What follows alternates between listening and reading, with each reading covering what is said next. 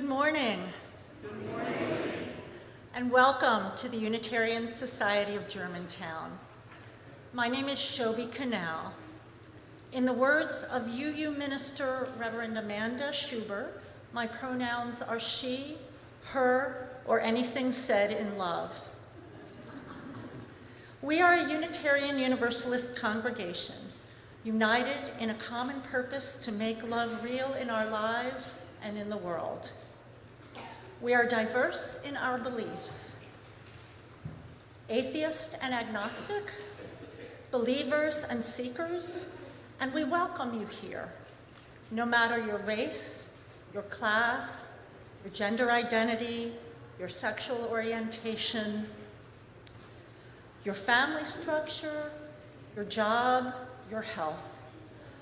No matter our differences, we know that we are all a part of the interdependent web of life. Whether this is your 5th, 1st, or 15th visit, we invite you to introduce yourself to someone at the welcome table, and they would be happy to answer any questions you have about this congregation or Unitarian Universalism. Please complete a visitor card and join us for fellowship and coffee in the dining room through this door following the service. Gender-neutral restrooms can be found at the bottom of the stairs in the back of the sanctuary, and gendered restrooms are through the store and down the hall. Use whichever feels right for you. And now we have a special announcement from Rick Rhodes, Chair of our USG Stewardship Committee.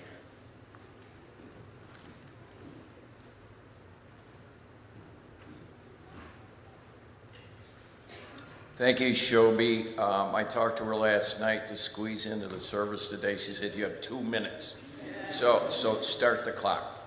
Again, I'm Rick Rhodes. My pronouns are he, him. And as she said, I am chair of our awesome stewardship committee.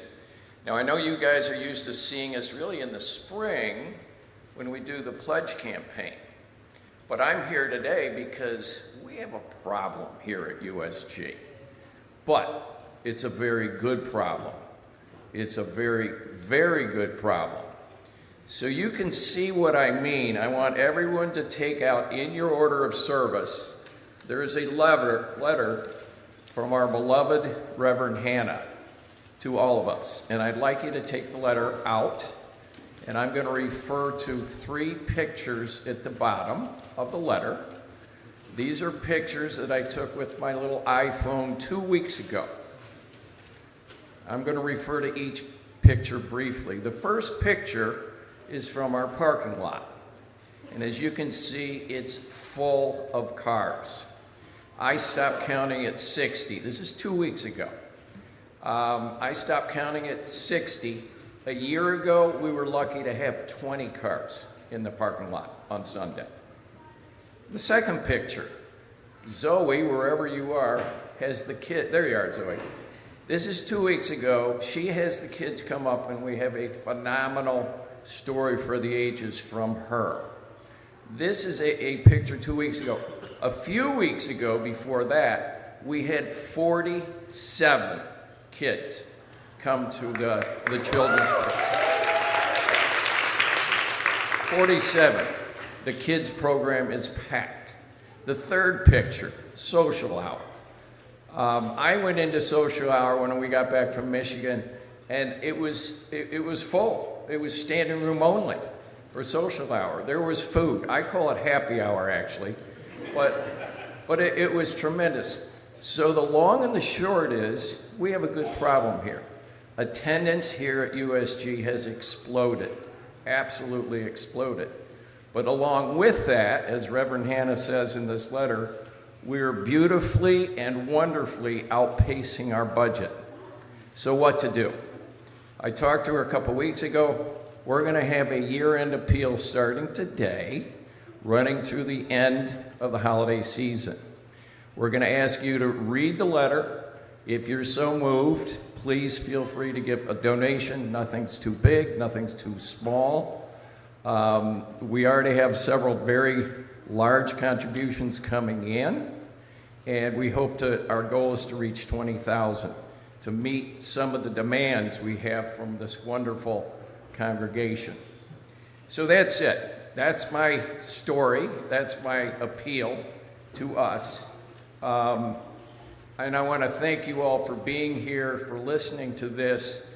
One last thing, and Reverend Hannah and Liv, if you're watching out there, I want to wish you, your family, a happy Thanksgiving. We are so grateful to have your family be a part of our beloved congregation. Thank you very much.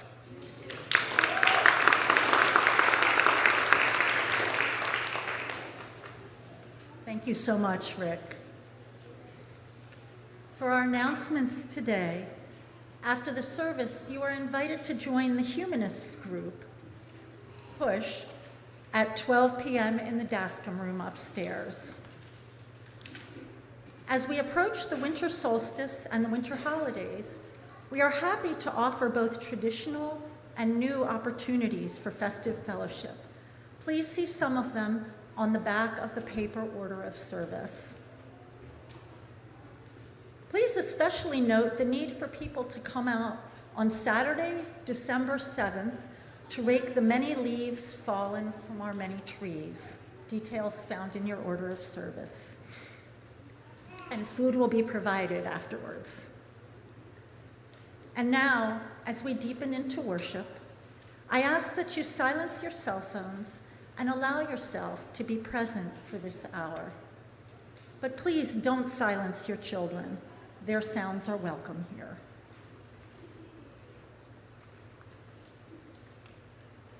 Our call to worship is from Listen, a radical gratitude spell by Adrienne Marie Brown. You are a miracle walking. I greet you with wonder, for in a world which seeks to own your joy and your imagination, you have chosen to be free every day as a practice. I can never know the struggles you went through to get here, but I know you have swum upstream, and at times it has been lonely. I want you to know that I honor the choices you made in solitude, and I honor the work you have done to belong. I honor your commitment to that which is larger than yourself, and your journey to love the particular container of life that is you. You are enough. Your work is enough. You are needed.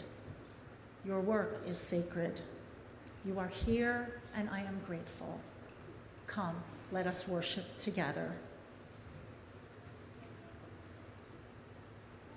Our chalice will be lit today by Sarah Frazier. Please join me in unison with the words printed in your order of service. We light this chalice, the beacon that calls us to love, to justice, to a deepening of the Spirit.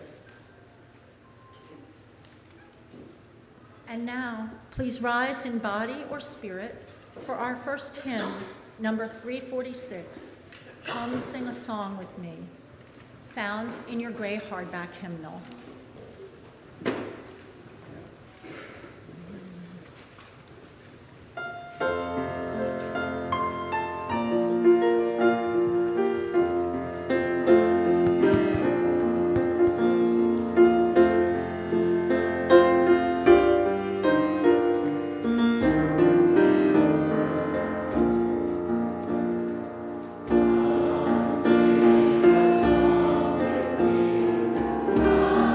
Sing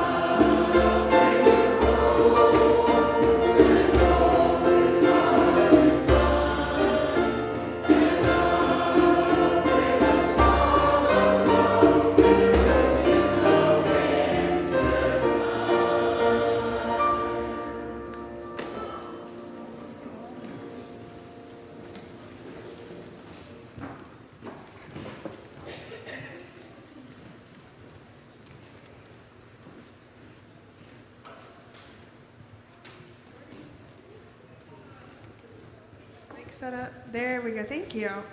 Good morning, everybody. My name is Zoe Johnston. I use she, her pronouns, and I'm the Director of Spiritual Development here. And I want to invite all of our kids, our young at heart, and our caregivers up to join me for our Time for All Ages. Once you get up here, you can either join me on the steps or on the floor. We're going to be reading a picture book today. So wherever you want to sit. And as Rick said, you can see, it takes us a while to get everybody up here. It's because there's so many of us. It takes a while for everybody to file up and find their seats. Hi, Micah. Micah, will you actually help me hold the book?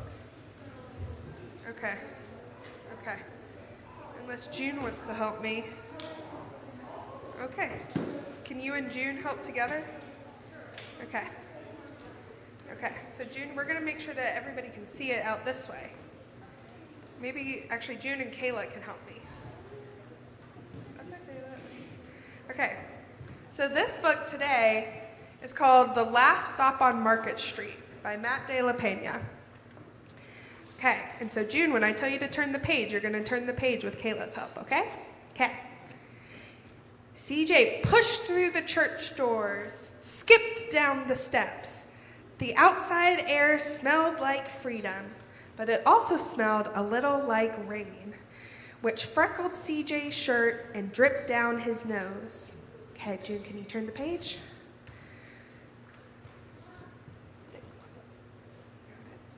There we go. No, it's okay.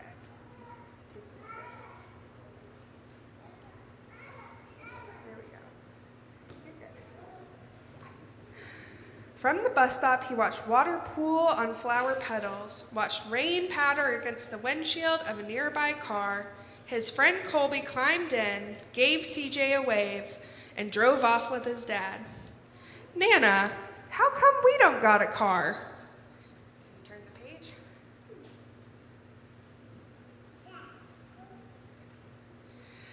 Boy, what do we need a car for? We got a bus that breathes fire and old Mr. Dennis, who always has a trick for you. The bus creaked to a stop in front of them. It sighed and sagged, and the doors swung open.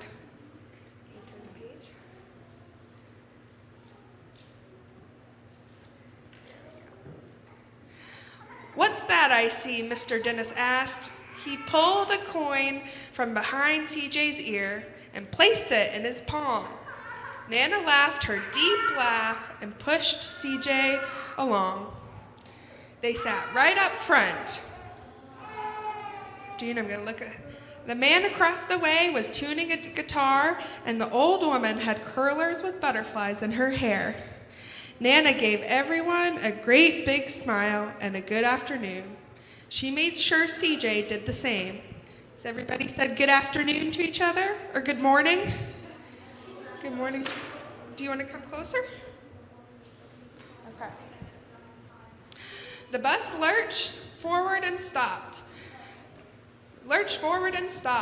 Nana hummed. I'm going to turn it this way. Nana hummed as she knit. How come we always got to go here after church, CJ said. Miguel and Colby never have to go nowhere. Do any of you have to go places after church that you don't really want to?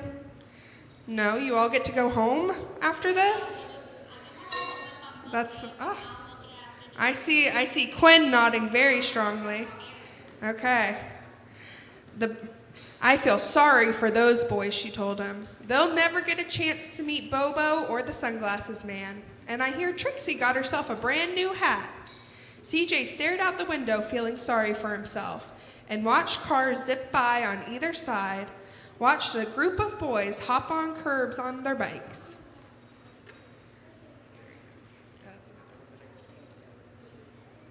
Two older boys got on next. CJ watched as they moved on by and stood in back.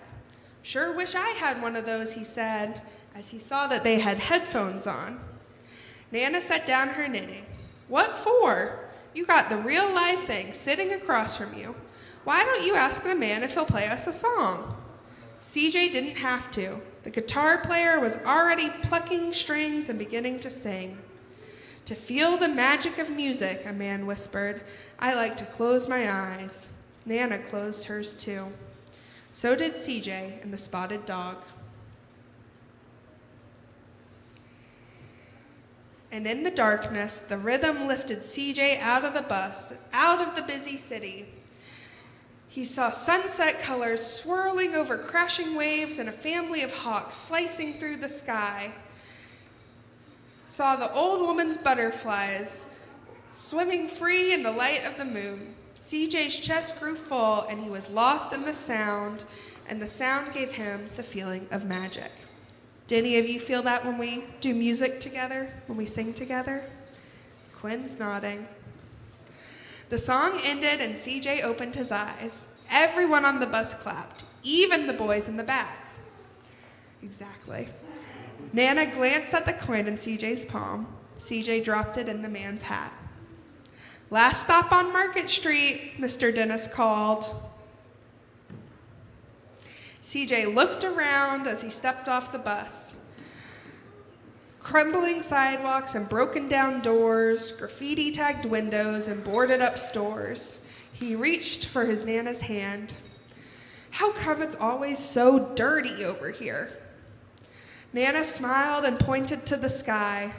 "Sometimes when you're surrounded by dirt, CJ, you're a better witness for what's beautiful." CJ saw the perfect rainbow arcing over their soup kitchen. He wondered how his Nana always found beautiful where he never even thought to look. He looked all around them again as the bus was rounding the corner and out of sight, and all the broken street lamps still lit up bright, and the stray cat shadows moving across the wall. Can you see it? When he spotted their familiar faces in the window, he said, "I'm glad we came." He thought his Nana might laugh her deep laugh, but she didn't. She patted him on the head and told him, "Me too, CJ. Now come on."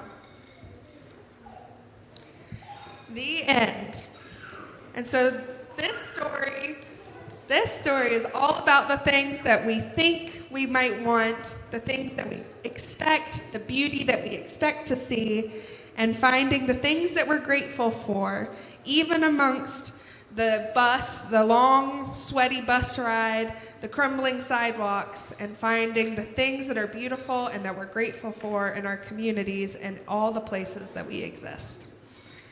And so with that, we are going to go to our classes now. And for parents, we are all going to be together. Those that aren't in the wiggle room, all of our kids are going to be together today. So if you're looking for them after service, they're all going to be in Sullivan 1 and 2. And with that, we're going to sing our kids off with "Go Now in Peace."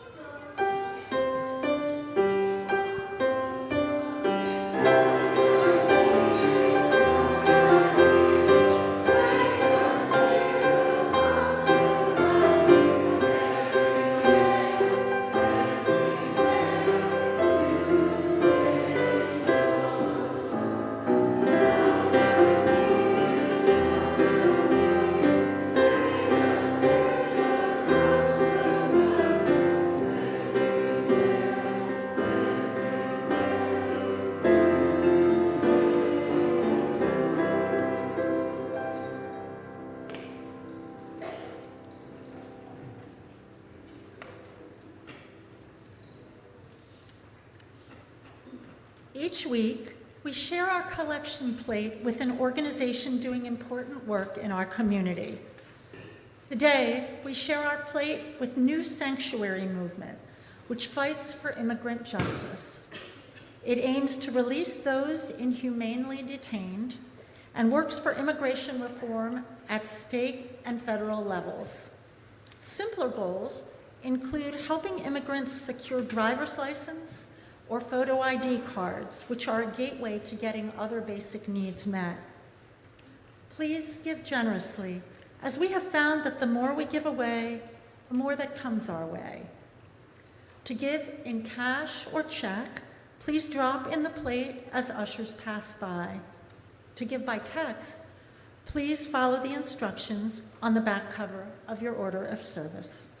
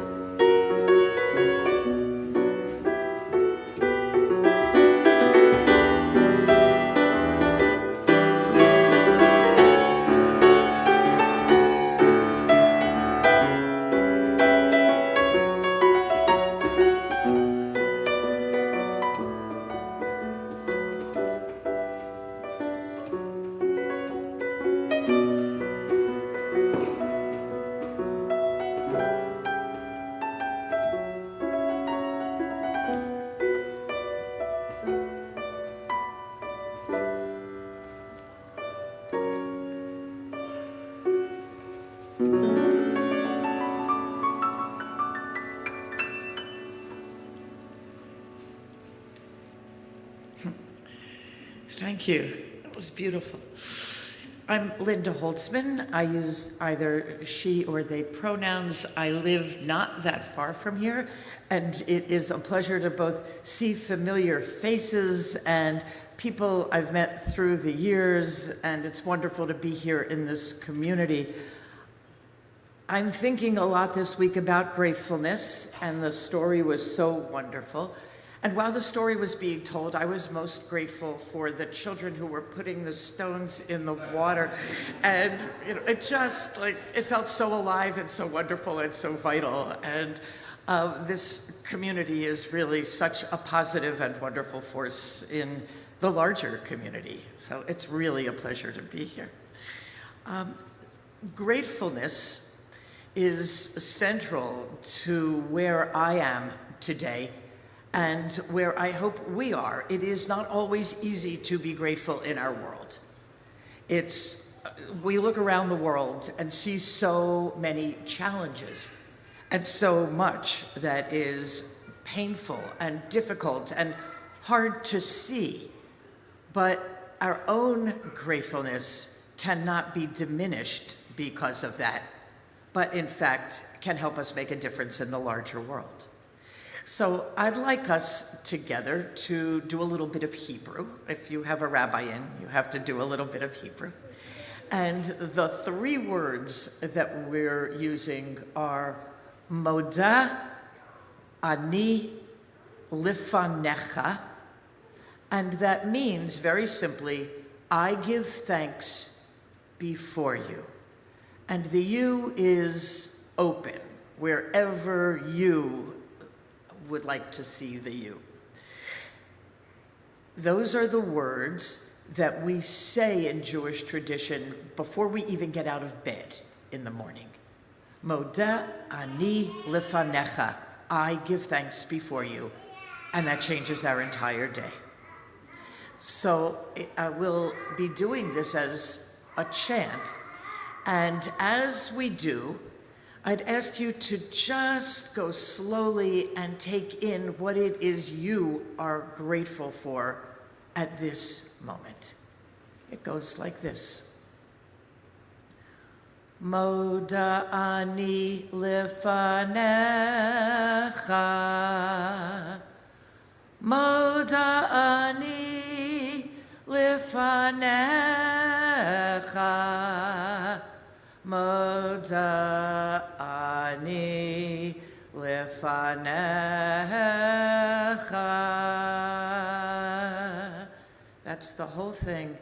And we'll do it once and then sit quietly and hold our gratefulness and do it again and go deeper into what we're grateful for and keep going until we are all gratefulness. And don't be shy about chanting with me. You can't get the words wrong. Moda ani lefanecha. Moda ani lefanecha. Moda ani lefanecha.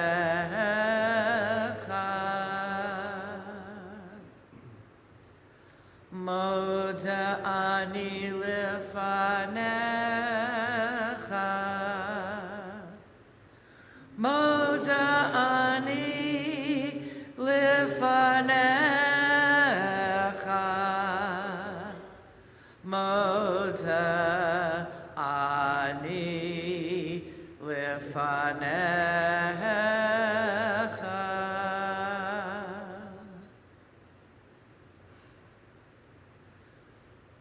Moda ani lefanecha.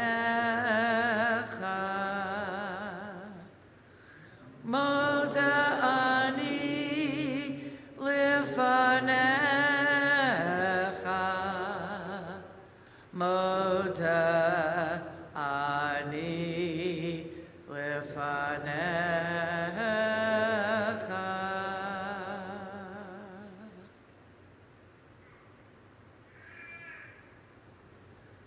Moda ani lefanecha. Moda ani lefanecha. Moda ani lefanecha.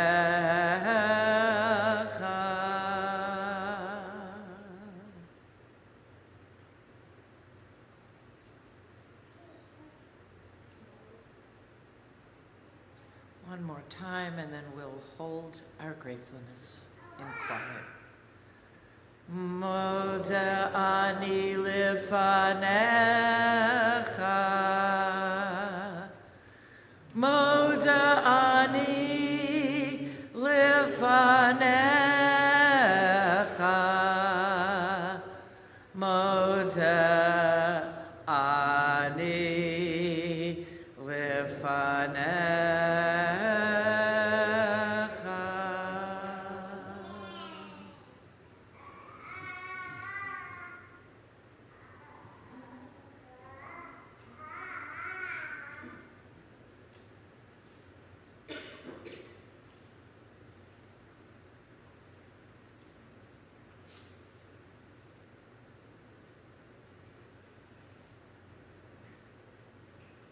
We give thanks before you.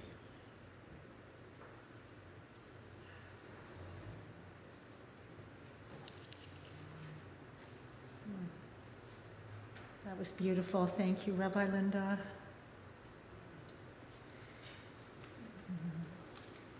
And now for joys and sorrows of our community. We send healing thoughts to Sarah West, who is suffering from COVID. Her isolation period is almost over, but her residence, the Bishop White Lodge, is in full quarantine due to multiple cases of COVID. Although Sarah is not able to have visitors at this moment, she welcomes calls to her cell phone, cards, and emails. Sarah would like the congregation to know how much their contacts and visits have lifted her spirits. We are grateful that Mark Bernstein is on the mend after a brief hospital stay for a heart rhythm abnormality. He thanks all the members of the congregation who reached out to him with their good wishes. At this time, we invite you to contribute your joys and sorrows to the bowls of water at the front of the sanctuary. Choose a smooth stone or a pebble and place it in the water to absorb your pain or ripple out with your joy. Sterns will play as we process up the center aisle.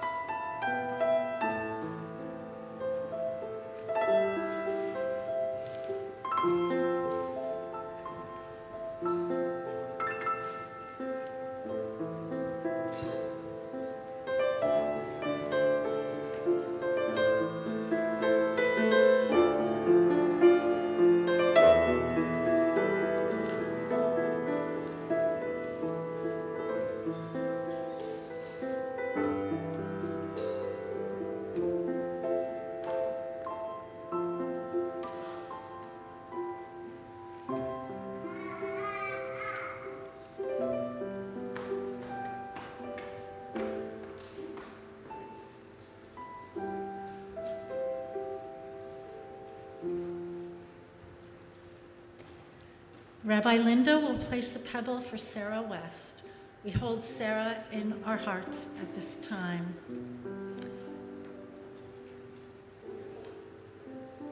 I will also ask Rabbi Linda to place a pebble for Selwyn Durham, Andrea Durham's dad, as he is recovering from a stroke. And Rabbi Linda will place a smooth stone in joy for Mark Bernstein. We share in celebrating Mark's continued recovery. And finally, Rabbi Linda will place one smooth stone and one pebble into the water on behalf of all those joining us online.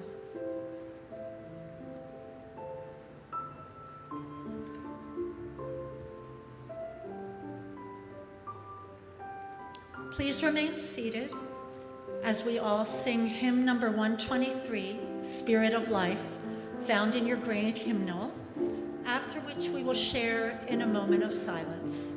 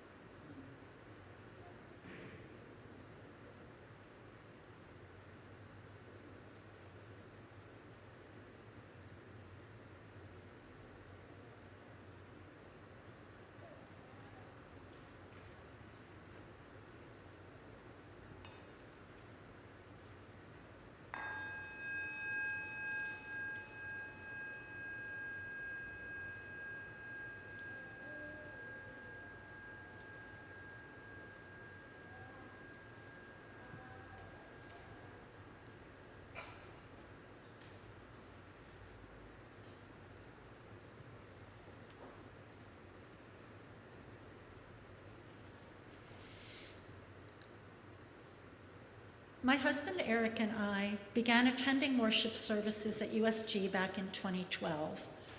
Growing up, my family had no religious affiliation, and I spent most of my life thinking I didn't need one. So it was a big step to visit USG with my friend Ann Bauer, a longtime and active USG member. That first service really spoke to me, articulating values I strongly identified with, but couldn't have put into words so well. Eric and our daughter Maya soon joined me in attending worship, and we began to get to know folks here. I appreciated the way many people welcomed me warmly and with curiosity, but without pressuring me unduly. This allowed me to take my time in exploring this community. It was several months before I volunteered for something. I take commitments seriously, so I waited until I'd been active for a few years before formally joining USG as a member. Like any community, we're complicated and sometimes messy and conflictual, but we're never static. We evolve, and we're always widening our circle. I have felt so energized meeting new individuals and new families coming to explore and participate here, seeing all these kids and adults come up for the Story for All Ages. I keep learning new things as well from folks I've shared USG with for years. So much has happened in the years since I first visited here, in my own family's life, in our USG community, in our country, in the world.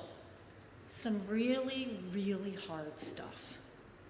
Most recently, like so many others, I am having big feelings in the wake of this election.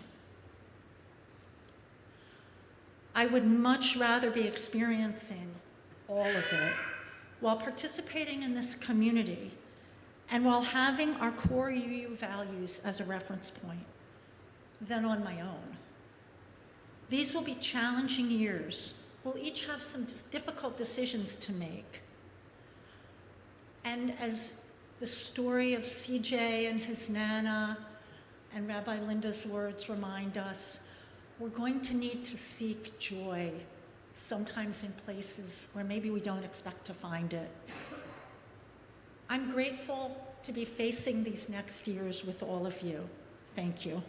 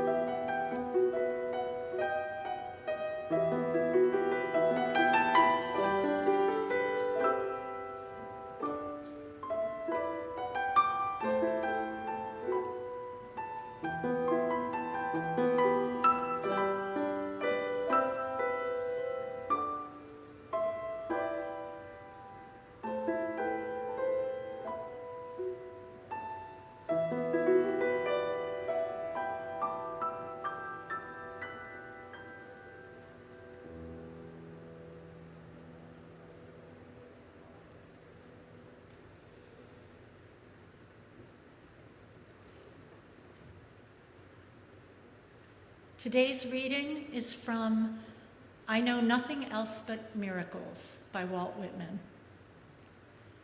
I know nothing else but miracles, whether I walk the streets of Manhattan or dart my sight over the roofs of houses towards the sky, or wade with naked feet along the beach, just in the edge of the water, or stand under trees in the woods, or talk by day with anyone I love, or sleep in bed at night with anyone I love, or sit at table at dinner with the rest, or look at strangers opposite me riding in the car, or watch honeybees busy around the hive of a summer afternoon, or animals feeding in the fields, or birds, or the wonderfulness of insects in the air, or the exquisite, delicate, thin curve of the new moon in spring.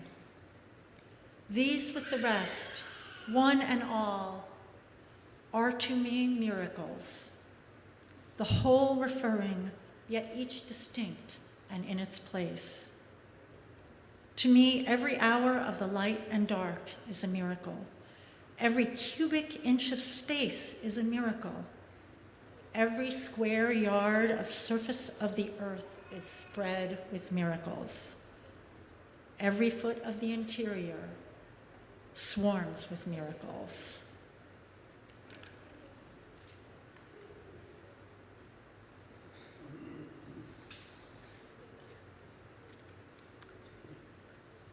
When I was a little girl, Thanksgiving was one of my favorite holidays. We had off from school on a Thursday. That never happened. We watched a grand parade on television with balloons that flew over New York City at extraordinary heights. We made lots of strange-looking turkey crafts in school. And best of all, we got together with my father's family, and I could play with my cousins, who were boys, were a little older than I was, and who, in my mind, were full of mystery. But bests were the desserts that my Aunt Eleanor made. She was a terrible cook, but very daring. And it was always fun to see if this year we would have to drink the cheesecake through a straw because she just could never get anything to set. Or there would be some strange chocolate concoction that no one could quite figure out what it was. But mostly, I loved the story of the first Thanksgiving. Pilgrims and natives sharing local foods together, making a commitment to live in peace. I was so grateful for the wonderful country I lived in. And then I grew up. We live in such a broken world. The myths that many of us learned as kids were not only fiction, they were destructive, leading us to believe that our colonialist ancestors just wanted to live together with the indigenous people they met when they arrived, and ignoring the fact that mostly they wanted to massacre them and destroy their culture. And we see that myth replicated in so many ways, in so many places. As a member of the Jewish community, I learned as a child that there was no Palestinian people, and that people who had been living in the land of Palestine willingly left their homes in 1948 when asked. Who would do that? We believe what we are taught as children at a very deep level. And it takes so much work to unlearn those myths. And we watch as the myths lead to the death and destruction of whole peoples, of whole cultures. I know this well, personally, deeply. I've worked for years to try to unlearn the harmful myths that I was taught as a child. And yet, I still love Thanksgiving. Not the absurd, horrible myth of that first meal, but the holiday of Thanksgiving, a day to give thanks. There's nothing more important to me, and certainly in Jewish tradition, than holding gratitude at the heart of our lives. And if that day, if Thanksgiving can be a push to remind us once a year to reset with gratefulness at the heart, what a day. We all shared in the tradition of starting our day with the words, Moda ani lefanecha, I give thanks before you, Ruach Chai v'Kayam, living and enduring spirit. Imagine starting each day in bed, just about getting moving, not quite opening your eyes, and saying those words every single morning. The whole day is changed. Moda ani lefanecha, I give thanks. I give thanks. And as we continue the day, we say morning blessings, giving thanks for every aspect of our being, for the extraordinary miracle that we woke up in the morning. Who expected that to happen? That the earth was there under our feet to support us, that our bodies could function. Our bodies can function. Moda ani lefanecha. I am so grateful. Blessings for how wonderful it is that we were made who we are, all in the image of God, all worthy of creation. We say this not once a year, but every single morning. There's a Jewish tradition that we say 100 blessings a day. I used to imagine that that would take up my entire day and that I'd never get anything else done because I would be so busy saying blessings, saying thank you, and that's the point. There is no time for anything else except gratefulness when we let it be here. And those blessings, blessing God for having given us everything that we see or hear or experience, or everything we eat, every person we meet, everything unusual that we experience. There's a special blessing for each thing.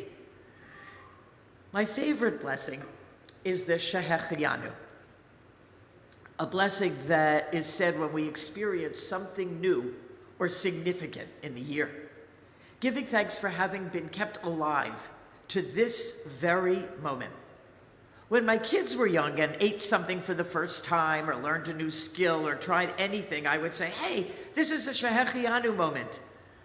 And we would say the blessing. And they would groan and say, oh my God, not another Shehechianu moment. But I like to think that maybe they took in something from that. Something important, even with the groans.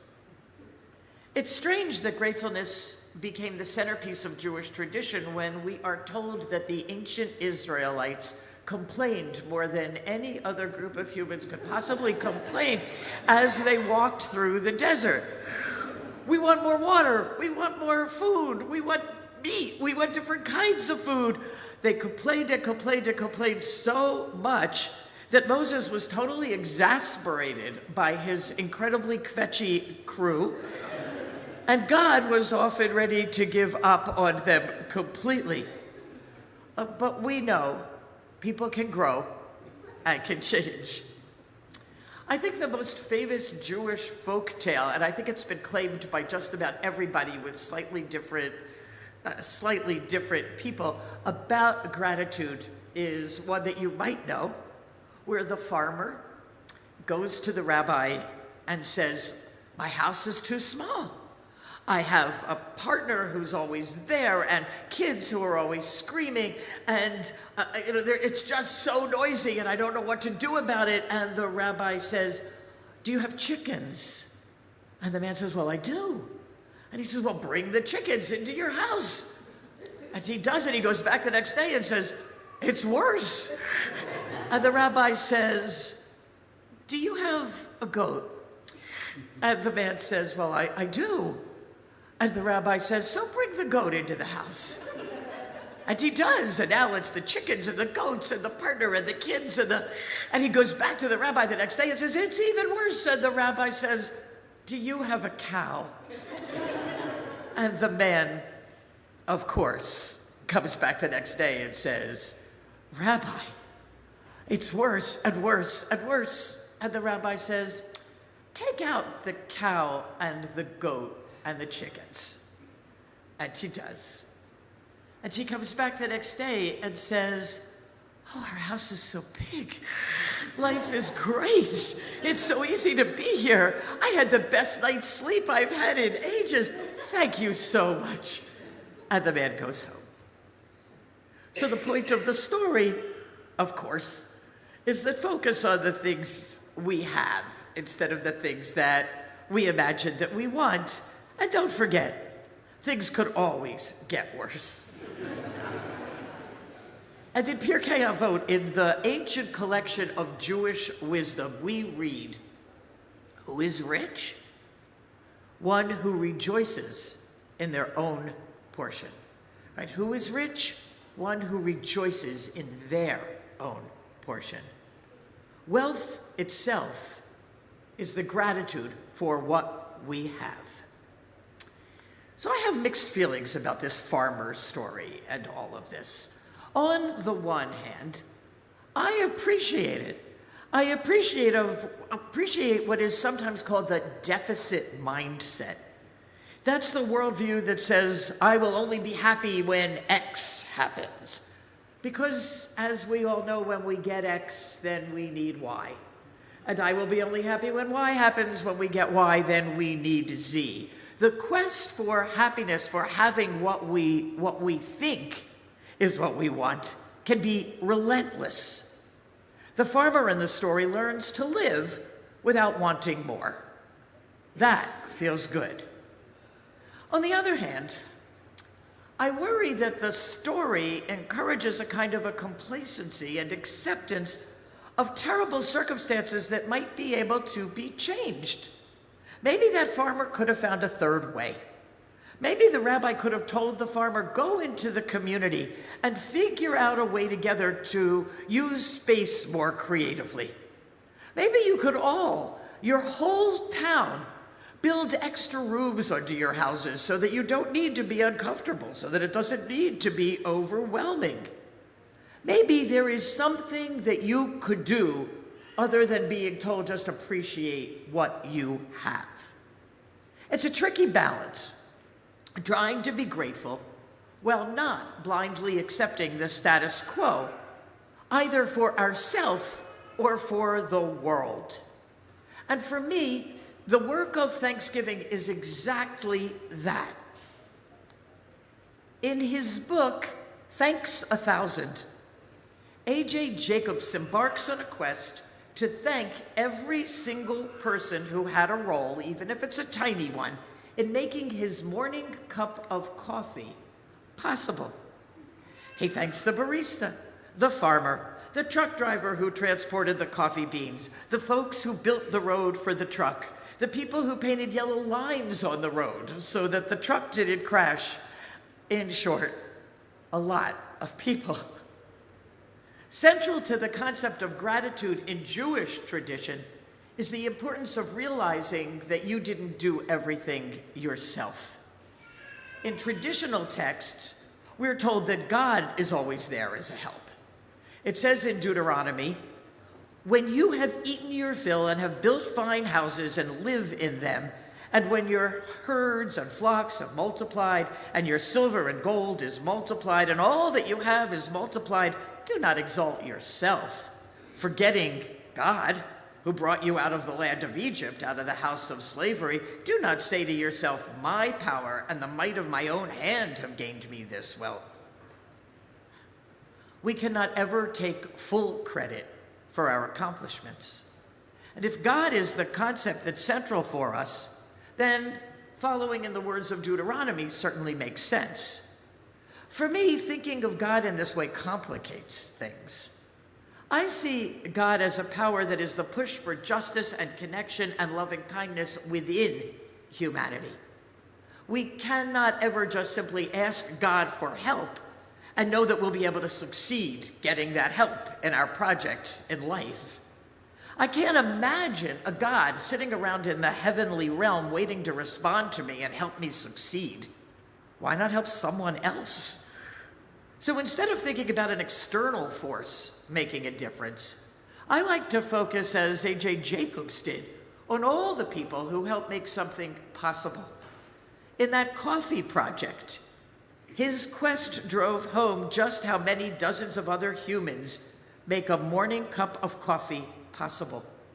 From the pest control worker at the coffee warehouse to the miners in Chile who got the copper for the wiring in the coffee roasters.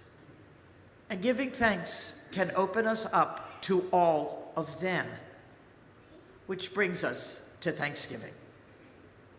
Taking one day a year and turning to gratitude can help us change our entire year if we use that day well. For us in the United States, the temptation may be to appropriate the indigenous people's customs or foods for the day. But that's not a way to let our gratefulness make a positive difference. Finding new ways to mark the day and to make true gratefulness central is the key. We can create new traditions that uplift and celebrate the historically oppressed rather than the oppressor. We can take Thanksgiving as a time to learn about indigenous sovereignty, learning how indigenous land is still stolen and destroyed for profit and for the continued erasure of indigenous culture. Learning what is happening right now is such a strong counter to the usual myth that we hear. Appreciating and not appropriating indigenous practices to honor the earth could make a huge difference.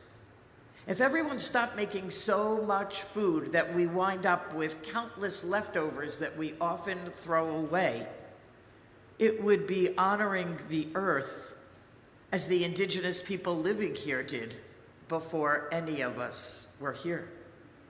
If the focus is not on Black Friday, as it's called, and buying as much as we possibly can, we can find gratefulness for all that we have, appreciating what is here now rather than buying an excess of things that we may not really need. Honoring Earth is a way of honoring all who lived here before the colonists arrived. And at the heart of the indigenous community is the idea of community. Gathering with friends and family and finding ways to honor the relationships that are often so challenging. We don't need pilgrim and Indian costumes to gather round in gratefulness. We don't need the myth of a first Thanksgiving that was somehow perfect for everyone. We just need to be present. To be present with those we love, with those we struggle with those who are challenging. To be present with all of them in deep appreciation and thanks that we are all here. It's possible to celebrate togetherness without promoting genocide. We can keep Thanksgiving alive and let the spirit of gratefulness permeate the entire year.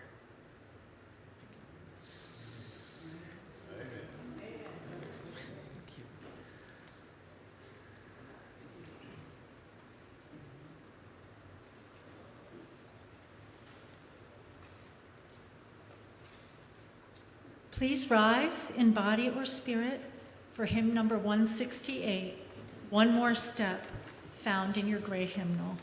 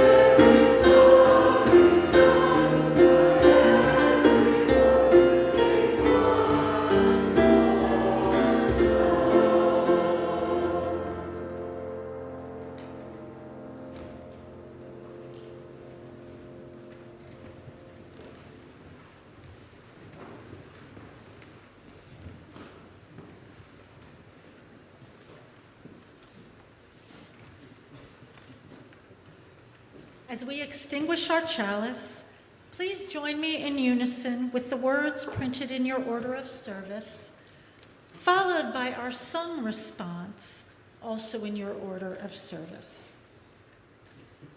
We extinguish our chalice, but the flame remains within us, as we live into the mission of this congregation, building beloved community with compassion, service, and empowerment.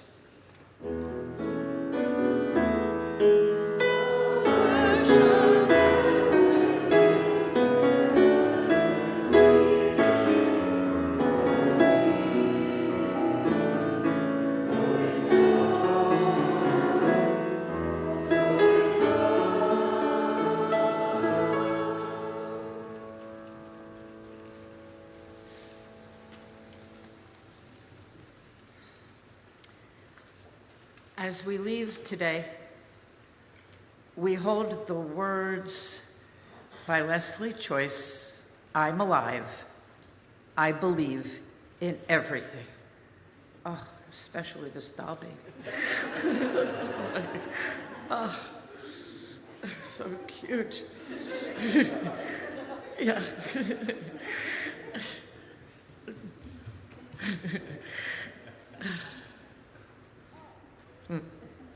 I'm alive. I believe in everything.